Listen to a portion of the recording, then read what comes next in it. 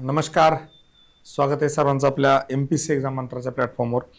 आणि बघा आता राहिलेल्या वेळेमध्ये मला असं वाटतं फार जास्त काही करण्यापेक्षा काही गोष्टी जर आपण चांगल्या पद्धतीनं ठरवल्या आणि तशा पद्धतीने सबकॉन्शियस माइंडला जर कामाला लावलं तर येणाऱ्या पुढच्या 1 तासामध्ये आपल्याला फक्त आपलं 100% द्यायचं आहे आणि निश्चितपणे त्या ठिकाणी पॉझिटिव्ह किंवा आपल्याला पाहिजे तसा स्कोअर त्या ठिकाणी येऊ शकतो. त्यासाठी काय करावं लागेल थोडीशी आपण चर्चा करूया. एक स्टोरी मी तुम्हाला इथं सांगण्याचा एक प्रयत्न करेल की एक विद्यार्थी ज्याची परीक्षा समजा उद्या आहे आणि परवा दिवशी त्याचं लग्न होणार आहे. आता लग्न म्हटलं की आपल्या लग्नाची तयारी आली, सगळ्या गोष्टी आल्या, त्याच्यामध्ये तुमचं मानसिक सगळ्या गोष्टी. आता ऑब्व्हियसली माणसाचं लग्न म्हणजे एक माइलस्टोन असतो लाईफमधला. मग अशा वेळेस खरेदी म्हणा किंवा बाकी गोष्टी म्हणा किंवा सगळ्या गोष्टी त्याच्यामध्ये आल्या. अशा अवस्थेमध्ये एखाद्याला परीक्षा द्यायची गरज पडली तर काय होईल? बरेच जण तर म्हणतील जाऊ द्या, परीक्षा देतच नाही, अभ्यासच झालेला नाही, काही गोष्टी.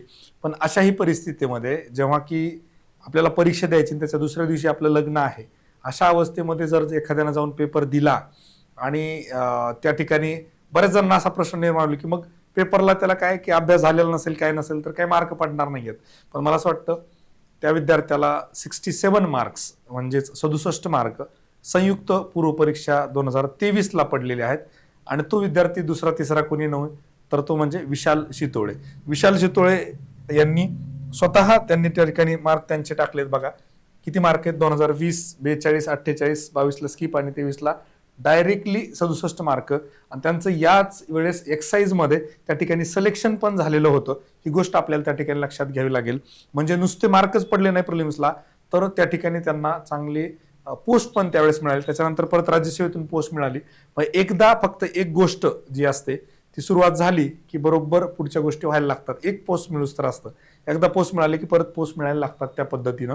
आणि या ठिकाणी तुम्हाला सांगण्याचं तात्पर्य मला एवढंच आहे की बघा, एखादी परीक्षा जी असते ना, ती परीक्षा फक्त तुमच्या अभ्यासाची कधीच नसते, ही गोष्ट लक्षात घ्या. आणि त्यातल्यात स्पर्धा परीक्षा तर अजिबातच नाही. म्हणजे लाईफमध्ये प्रत्येक वेळेला असा काहीतरी एक इन्सिडन्स होतो, अशी काहीतरी इव्हेंट घडत असते, त्यानं तुम्ही अस्थिर होत असतात, तुमचं फ्रस्ट्रेशन होतं, तुम्हाला प्रचंड त्या ठिकाणी त्रास होतो. आणि अशा अवस्थेमध्ये तुम्हाला काहीतरी चांगलं करायचं असतं. आता बेस्ट एक्झाम्पल माझं सांगतो. 6:30ला आपण लाईव्ह स्ट्रीम त्या ठिकाणी ठेवलेलं होतं. 6:30 वाजल्यापासून आपण जवळपास 7:15 पर्यंत सगळे प्रयत्न करून बघितले. OBSच्या स्ट्रीम की चेंज करा, ती पास की टाका, ते लाईव्ह करा, आपले टेक्निकल जे पर्सन आहे त्यांना व्हिडिओ कॉल करून दाखवा. सगळ्या गोष्टी केल्यानंतरही ते काय वर्कआउट झालेलं नाहीये. आणि नाविलाजानं मला त्या ठिकाणी रेकॉर्ड करून व्हिडिओ टाकावा लागतोय. अशा अवस्थेमध्ये तुम्ही माझी मानसिकता विचार करा की आपल्याला एक व्हिडिओ बनवायचा आहे, चांगला व्हिडिओ बनवायचा आहे. उद्या विद्यार्थी त्या व्हिडिओमध्ये मी काय बोलणार आहे याच्यानुसार त्यांच्या आयुष्यामध्ये खूप मोठा इम्पॅक्ट होणार आहे. अशा अवस्थेमध्ये प्रचंड प्रेशर माझ्यावर पण आहे की व्हिडिओ चांगला झाला पाहिजे. आणि अशा परिस्थितीमध्ये आपल्याला काय वाटलं असेल किंवा कशा पद्धतीने आपण केलं पाहिजे, तर माझं एकच म्हणणं आहे की एक थोडासा पाण्याचा घोट घ्यायचा, थोडा एक मोठा श्वास घ्यायचा आणि लेट द डस्ट सेटल सारखं की सगळी जी काय अस्थिरता आहे तिला थोडंसं शांत होऊ द्यायचं आणि हळूहळू मनाला स्थिर करायचं. आपोआप गोष्टी सुचायला लागतात, आपोआप गोष्टी पुढे जायला लागतात. फक्त आपल्याला त्या ठिकाणी काय करावं लागतं की शांतता, संयम आणि मनाची एक स्थिरता. आणि त्यासाठी आपल्याला आवश्यक असणारे थोडंसं काही सबकॉन्शियस माइंडला ट्रेन करणं. त्या बाबतीमध्ये चर्चा करत असताना आपण संयुक्त पूर्व परीक्षेची गट ब ची त्या ठिकाणी परीक्षा देणार आहोत, एवढं फक्त आपल्याला लक्षात ठेवावं लागेल. कारण गट ब मध्ये आपल्याला माहिती आहे की प्रचंड प्रेशर जे आहे, सगळा खेळ जो आहे तर तो आहे 60 मिनिट 100 प्रश्न. बरोबर आहे. सगळं गणित जे आहे ते इथे बघा. फक्त विशालनं त्या ठिकाणी एक गेलं की रिझन वाज लॉजिकल अप्रोचची बॅच. आणि मला वाटतं बऱ्यापैकी तुमच्यापैकी लोकांनी लॉजिकल अप्रोचची बॅच केलेली आहे. ज्यांनी केलेलं नसेल त्यांना मी 3 वर्षाचे पेपर युट्यूबला फ्री टाकलेले आहेत, ते तुम्ही बघू शकता. आज आणि उद्या सकाळपर्यंत तुम्हाला ते बघायला मिळतील. ज्याला कोणाला असं वाटतं की मला फार टेन्शन आलंय, मला काहीच कळत नाही, काय करू, सरळ बिंदास ते 3 तासाचे 3 व्हिडिओ युट्यूबवरचे बघून घे. त्याला करंट अफेअर्स बघायचे, त्याला करंट अफेअर्सची बॅच पण आपण त्या ठिकाणी फ्री दिलेली आहे. ती पूर्ण 2 डे रिव्हिजन आहे, ती पण तुम्ही बघू शकता. अर्थातच इथे काही प्रमोशनचा विषय नाही, पण ज्या पद्धतीनं अप्रोचचा फायदा झालेला आतापर्यंत विद्यार्थ्यांना, त्यामुळे ज्यांनी आतापर्यंत काहीच केलं नाही त्यांनी ते करू शकता. राहिला प्रश्न मनाच्या अस्थिरतेबद्दलचा, तर बघा काही काही गोष्टी अशा लाईफमध्ये घडत असतात ज्या आपल्या हातातल्या नसतात, तर त्याला आपल्याला ऍक्सेप्ट करावं लागतं आणि पुढे जावं लागतं. पण परत मी जसं सांगितलं तुम्हाला, परीक्षा ही फक्त तुमच्या अभ्यासाची नसते, परीक्षा ही तुमच्या संयमाची असते, परीक्षा ही तुमच्या मानसिकतेची असते, परीक्षा ही तुमच्या छोट्या छोट्या डिसिजन्सची असते, परीक्षा ही छोट्या छोट्या कंबाईन मधल्या पेपरच्या शिफ्टची असते, पेपरमध्ये तुमच्या प्रेझेन्स ऑफ माइंडची असते, पेपर मधल्या तुमच्या टाइम मॅनेजमेंटची असते. याही पलीकडे मी तुम्हाला जाऊन सांगेल, ही परीक्षा म्हणजे 60 मिनिटात 100 प्रश्न सोडवण्याची एक कला अवगत करण्याची असते. तर ती कला तुम्ही वारंवार मागच्या काही महिन्यांमध्ये, काही वर्षांमध्ये केलेली आहे. टेस्ट सिरीजच्या माध्यमातून म्हणा, आपल्या आखाडा टेस्ट सिरीज मला वाटतं जवळपास 1000-1500 विद्यार्थ्यांनी त्या ठिकाणी कमीत कमी सोडवलेली असणार आहे, किंवा इतर टेस्ट तुम्ही सोडवलेले आहेत. त्यामध्ये ज्या ज्या गोष्टी तुम्ही केल्यात, त्यातून जे जे तुम्हाला शिकायला मिळाले, ते फक्त तुम्हाला त्या 1 तासामध्ये अप्लाय करायचं आहे. आणि बघा, या अवस्थेमध्ये किंवा कुठल्याही परिस्थितीमध्ये निश्चितपणे एक गोष्ट आहे की आपल्या कुठेतरी मनामध्ये धाकधूक वाटतं की आपलं हे वाचायचं राहिलं, ते वाचायचं राहिलं. It is a part and parcel of aspirants life. एका विद्यार्थ्याच्या आयुष्यामध्ये ह्या गोष्टी होत असतात. रँक 1 येणाऱ्या विद्यार्थ्याला असं वाटत असतं की मी अजून थोडं काहीतरी करू शकलो असतो, मला अजून हे केलं असतं, मला अजून मार्क वाढले असते. पण तिथं विषय संपलेला असतो, पोस्ट मिळालेली असते. तसंच काहीसं आपण फक्त मनाला एवढं सांगायचं, जे मी आतापर्यंत केलंय ते खूप चांगलं केलंय, माझं मी 100% दिलंय. निश्चितपणे मागच्या काही दिवसामध्ये नसेल झालं रिव्हिजन, काही फरक पडत नाही. आणि आजकाल ज्या पद्धतीने एमपीएससी पेपर सेट करते, मला असं वाटतं प्रचंड सोपे पेपर, प्रचंड इझी पेपर्स त्या ठिकाणी आहेत. आणि कुठेतरी येणारा पेपर पण मला असं वाटतं की त्याच लाईनवर, ज्या लाईनवर 2025चा पेपर होता त्या लाईनवर येऊ शकतो. पाहिजे तर मी थोडासा त्याचा एक ग्लान्स 25च्या पेपरच्या या ठिकाणी घेणार आहे, जेणेकरून आपल्याला टाइम मॅनेजमेंटमध्ये म्हणा किंवा कसं नियोजन करायचं याच्यामध्ये पण आपल्याला त्याची थोडीशी चर्चा करता येईल. थोडा व्हिडिओ कदाचित मोठा होऊ शकतो. गोल्डन वर्डचा युजली आपला व्हिडिओ खूप छोटा असतो, पण मागच्या 8 दिवसामध्ये आपल्याला कंबाईन स्पेसिफिक फार काही जास्त व्हिडिओ करता आले नाही. आपण थोडं डिटेलमध्ये घेतोय, कारण खूप जणांना फोनवर त्या ठिकाणी बोलणं शक्य होत नाही वैयक्तिक लेवलला. या माध्यमातून आपण जो मेसेज आपल्याला पोहोचवायचा तो पोहोचवण्याचा प्रयत्न करतोय. बघा, सगळ्यात गोष्टी चांगली काय असते की आपण इथून पुढे पॉझिटिव्ह गोष्टी बघितल्या पाहिजेत. पॉझिटिव्ह गोष्टी काय आहेत, तर पुढे येणारी गट क ची पूर्वपरीक्षा सगळ्यात नंबर 1. गट क ची येणारी पूर्वपरीक्षा अजून आपल्या हातामध्ये आहे, 11 जानेवारीला आहे. इथे जे काय आपल्याला लर्निंग्स मिळणार आहेत ते आपण त्या ठिकाणी देऊ शकतो. आणि आपलं जे स्वप्न आहे अधिकारी होण्याचं, आणि नुसतं अधिकारीच नाही तर चांगला अधिकारी होण्याचं स्वप्न जे आहे, तर एक्साईजच्या ज्या काही जागा येणार आहेत त्यानं ते तुमचं पूर्ण होऊ शकतं. त्यामुळं नॉट टू वरी, ग्रुप बी ला जे होईल ते होईल. मी माझं फक्त 100% त्या ठिकाणी देणार आहे. आणि जेव्हा जेव्हा तुम्ही पेपरला बिंदास जात असता, जेव्हा जेव्हा तुम्ही टेन्शन फ्री जात असता, तेव्हा तेव्हा तुम्ही फॉर्म चांगलं केलेलं असतं. ही गोष्ट त्या ठिकाणी एक लक्षात घ्या. बाकी राहिल्या गोष्टींचा माझं म्हणणं आहे की स्पष्ट हा पेपर जो असतो open book test, open cheating त्या ठिकाणी आपल्याला करू दिलेले असते. ओपन चिटिंग म्हणजे काय की एकमेव परीक्षा अशी असते ही ऑब्जेक्टिव्हची की ज्याच्यामध्ये 4 ऑप्शन तुमच्या समोर दिलेत, त्यातला फक्त आणि फक्त तुम्हाला ओळखीचा किंवा बरोबर प्रश्न जो आहे तो आपल्याला शोधायचा आहे. म्हणजे तुमच्या समोर 4ही उत्तरं दिलेली आहेत. ओपन चिटिंग त्या ठिकाणी दिलेली. याच्यापेक्षा अजून तुम्हाला काय, डिस्क्रिप्टिव्ह मध्ये मी मान्य करतो बाबा, तुम्हाला एखादी गोष्ट नाही आठवते, हिस्टोरिकल पर्टिक्युलरिझम म्हणजे काय, त्याचे थिंकर्स कोण आहेत, जसं अँथ्रोमध्ये आपण बघितलं तर, किंवा अजून इतर बाबतीमध्ये की बाबा मला सर नाही आठवते, इथं आठवण्याचा प्रश्नच येत नाहीये. त्यामुळे तुम्हाला आठवायचा विचारही मनामध्ये आणायची गरज नाही. सरळ पुढे ऑप्शन दिलेले आहेत, त्यातला फक्त एक ऑप्शन आपल्याला सिलेक्ट करायचा. आणि तो ऑप्शन कसा सिलेक्ट करायचा हे आपण अप्रोचमध्ये वेळोवेळी त्या ठिकाणी बघितलेलं आहे. त्यामुळे सगळ्यात पॉझिटिव्ह गोष्ट आपल्याला काय आहे, तर ही परीक्षा आपल्याला ओपन चिटिंग करायला अलाउ करते. ही गोष्ट आपण त्या ठिकाणी लक्षात घेतली पाहिजे. राहिला प्रश्न दुसऱ्या गोष्टींचा, मॅथ रिझनिंगचा वगैरे. मॅथ रिझनिंगमध्ये बऱ्यापैकी लोकांनी खूप प्रॅक्टिस केलेली आहे. तिथेही आपल्याला एक गोष्ट लक्षात घेता येईल की जर आपल्याला काहीही कळलं नाही तर कशा पद्धतीने आपण लॉजिक अप्रोचचा वापर करून गणिताचे काही प्रश्न, 3-4 प्रश्न, 2-3 प्रश्न तरी अटेम्प्ट करू शकतो. हे वेळोवेळी आपण युट्यूबला मी स्वतः काही शॉर्ट्स बनवून टाकलेत किंवा अप्रोचच्या लेक्चरमध्ये पण आपण त्या ठिकाणी बघितलेलं आहेच. आता याच्या पलीकडे जाऊन तुम्हाला मी एक गोष्ट सांगेल की या कंबाईनच्या पेपरमध्ये सगळ्यात महत्वाची गोष्ट काय असते, तर ती सगळ्यात महत्वाची गोष्ट 1 नंबरला जी येते तर ती मला असं वाटतं टाइम मॅनेजमेंट. नंबर 2 ला निर्णय क्षमता.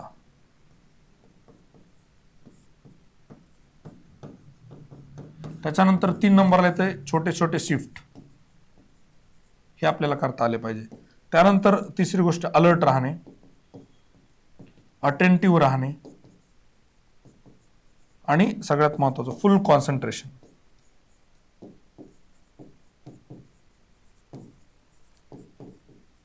फुल कॉन्सन्ट्रेशन त्या ठिकाणी आपलं असलं पाहिजे. एवढ्या छोट्याशा गोष्टी जर केल्या ना तर ह्या पेपरमध्ये अजून काही त्या ठिकाणी नाहीये. या पलीकडे जाऊन थोडासा अजून काही गोष्टी बोलत असताना एक गोष्ट लक्षात घ्या, कंबाईनच्या पेपरला तुम्ही अभ्यास तर केलेलाच आहे, अभ्यासासोबत खूप लोकांनी वन डे रिव्हिजन केल्यात, खूप लोकांनी अजून काय काय कुठल्या कुठल्या बॅचेस किंवा काय काय केले, त्यामुळे तुमच्याकडे कंटेंटची कुठेही कमी नाहीये.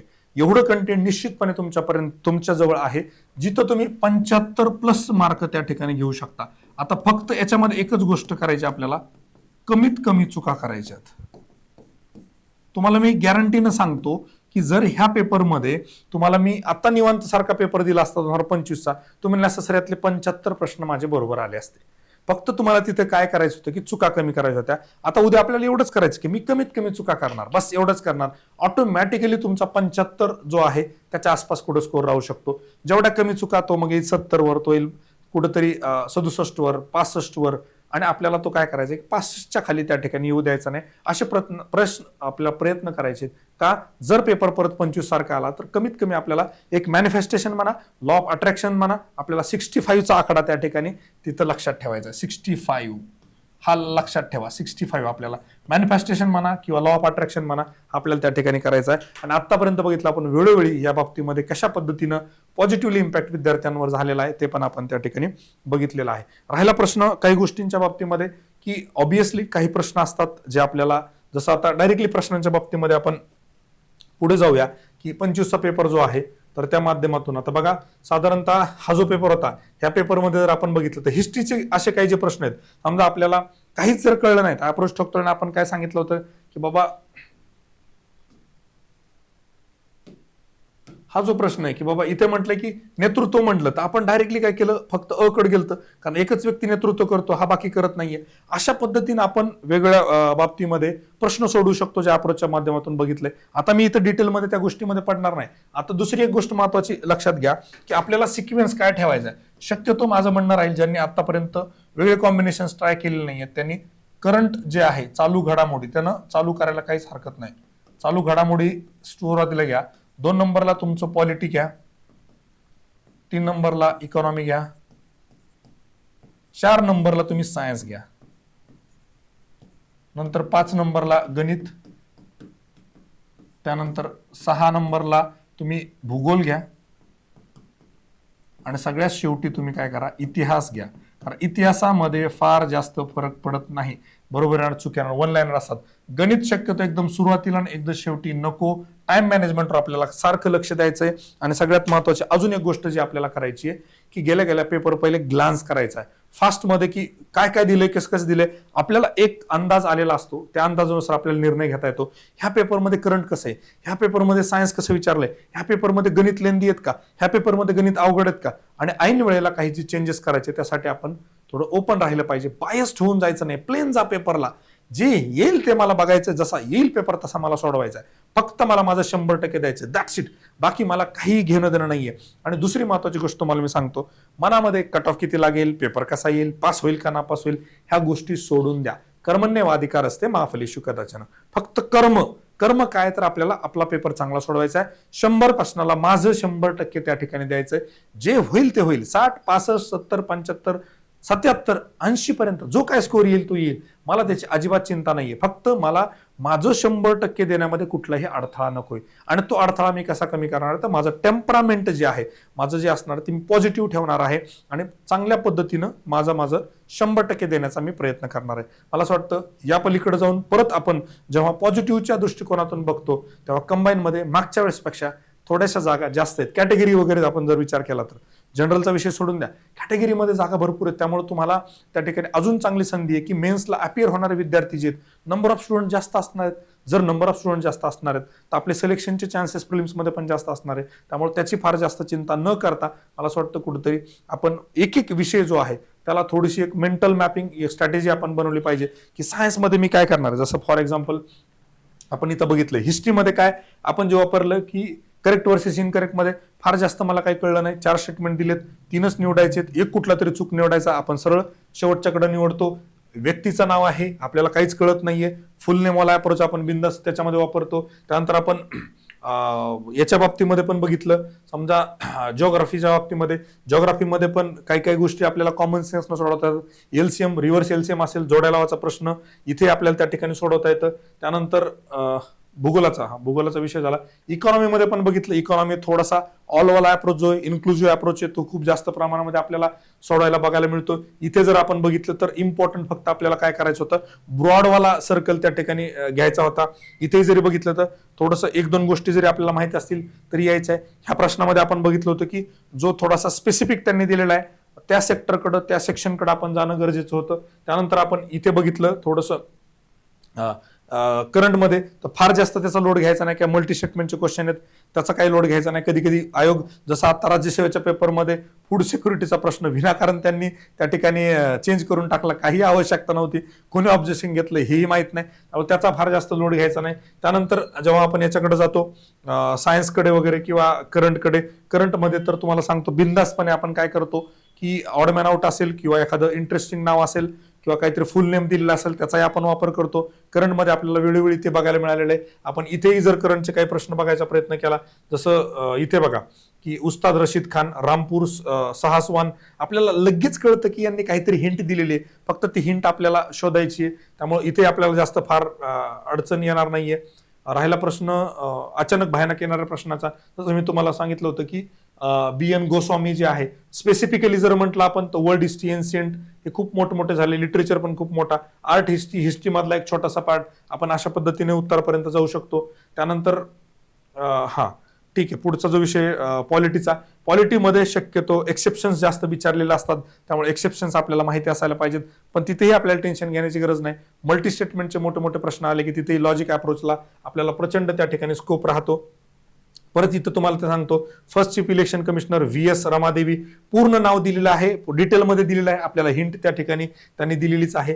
त्यानंतर बाकीच्या बाबतीमध्ये जर आपण विचार केला, सायन्स अँड टेकमध्ये इटॅमॉलॉजी, नावं बघायचे व्यवस्थित, नावांचा काय अर्थ निघतो. त्यानंतर काहीच नाही कळलं, नवीन व्यक्ती विचारली, नवीन टर्मिनॉलॉजी आली, पहिला ऑप्शन आपल्याकडे ऑलवेज आहेच.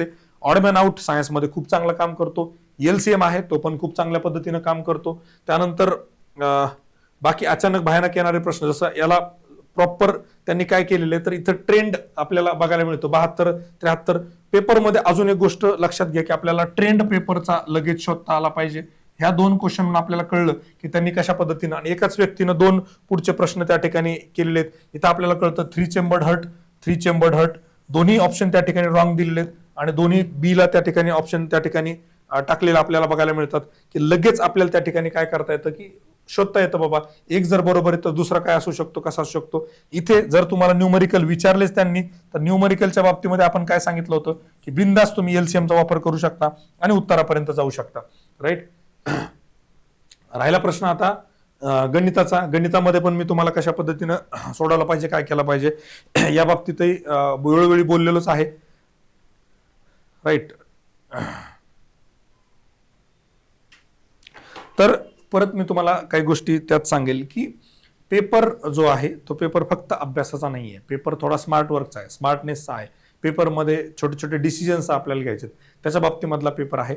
शक्यतो सेंटरला लवकर पोहोचा, जेणेकरून सायकोलॉजिकली तुम्ही सेंटरला त्या ठिकाणी अडॉप्ट करत असतात, आणि थोडंसं एक मॅनिफेस्टेशन करा किंवा थोडंसं एक इमॅजिनेशन, मेंटल मॅपिंग करा की पेपरला मी किती वाजता पोहोचणार आहे, माझं बायोमेट्रिक कसं होणार आहे, पेपर बसल्या मी काय करणार आहे, सुरुवातीच्या पहिल्या टप्प्यामध्ये मी काय करणार आहे, अशा पद्धतीनं प्रश्न आला तर मी कशा पद्धतीनं सोडवणार आहे.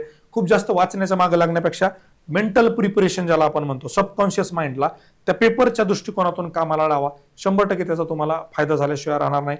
बाकी मला असं वाटतं खूप गोष्टी आहेत, पण आता तेवढा वेळ त्या ठिकाणी राहिलेला नाहीये. परत आपण वेळोवेळी त्या ठिकाणी भेटत आहोत. पेपर झाल्यानंतर पेपरच्या बाबतीमधले प्राथमिक निरीक्षणे असतील किंवा इतर बाबतीमध्ये आपण भेटूयात. परत मी तुम्हाला एकच सांगेल की तुम्ही फक्त तुमचं 100% द्या, बाकी फार जास्त काही करण्याची आवश्यकता नाहीये. ही ओपन बुक असल्यासारखी टेस्ट आहे, ओपन चिटिंग तुम्हाला अलाउड केलेली आहे. 4 ऑप्शन तुमच्या समोर दिले, तेवढेच तुम्हाला फक्त त्यातला योग्य उत्तर शोधायचं आहे. राहिला प्रश्न बाकीचा, टेन्शन एन्झायटी ही येत असते, it is a part and parcel of life. Only जे काही जिवंत लोक असतात त्यांनाच प्रॉब्लेम असतात, only dead don't have problems. एखाद्या अडचणी येणं, एन्झायटी होणं हे तुमच्या जिवंतपणाचं लक्षण आहे. आणि मला असं वाटतं माणूस जो घडतो तर त्यातूनच घडत असतो की जेवढे जास्त तुम्हाला संकट येणार आहेत तेवढी कठीण परिस्थिती तुम्ही सामोरी करणार आहेत. ज्या वेळेस माणूस एखाद्या कठीण परिस्थितीतून जात असतो तेवढा टणक, तेवढा कणखर आणि तेवढा प्रचंड ताकदवान माणूस त्या ठिकाणी होत असतो. म्हणून एक गोष्ट लक्षात घ्या, ज्या अर्थी आपल्या समोर संकट मोठं आलेलं आहे त्या अर्थी निसर्गानं सांगितलेलं आहे की अरे तुझी कॅपॅसिटी, तुझी ॲबिलिटी, तुझी कॅपॅबिलिटी खूप मोठी आहे. तू फक्त हे कर, लक्षात घे की तुला देवानं पण आणि निसर्गानं पण मानलेलं आहे की तू खूप मोठा माणूस आहे. त्यामुळे तुझ्या समोर हे संकट मोठं आलेलं आहे. या संकटांना अजिबात घाबरायचं नाही आपल्याला आणि आपलं फक्त 100% त्या ठिकाणी देत राहायचंय. बाकी सगळ्या गोष्टी मी तुम्हाला ऑलरेडी खूप वेळा सांगितलेल्या आहेत. फक्त एकच करा, शांततेनं पेपरला जा, टेम्परामेंट चांगलं ठेवा आणि बाकी कर्मावर त्या ठिकाणी फोकस करा. एंड आणि मीन्सच्या भानगडीमध्ये अडकू नका. जे होईल ते होईल. आपल्याला पुढे सगळ्या गोष्टी आहेत, पॉझिटिव्ह येणाऱ्या गोष्टी खूप जास्त आहेत. ग्रुप सी ची त्या ठिकाणी परीक्षा आपली बाकी आहे आणि फेब्रुवारीपासून एमपीएससी कडे सरळ सेवा येणार आहेत. एमपीएससी ट्रान्सपरन्सी असते, त्यामुळे पुढे येणाऱ्या सरळ सेवेच्या जागा 90% एमपीएससी विद्यार्थीच त्या ठिकाणी घेतील याची मला 100% त्या ठिकाणी मनोमन गॅरंटी आणि आत्मविश्वास पण आहे. या आत्मविश्वासालाच समोर जात असताना तुम्हाला परत एकदा मी सांगेल की जा, तुमचं 100% द्या आणि पेपर एन्जॉय करून या. याच्या पलीकडे अजून काहीच नाही. चला, thank you so much and all the very best my dear friend. चला, चालत राहूया, एक एक पाऊल यशाच्या दिशेने टाकत राहूया.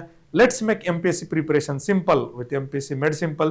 Thank you so much and all the very best my dear friend. जय हिंद, जय महाराष्ट्र.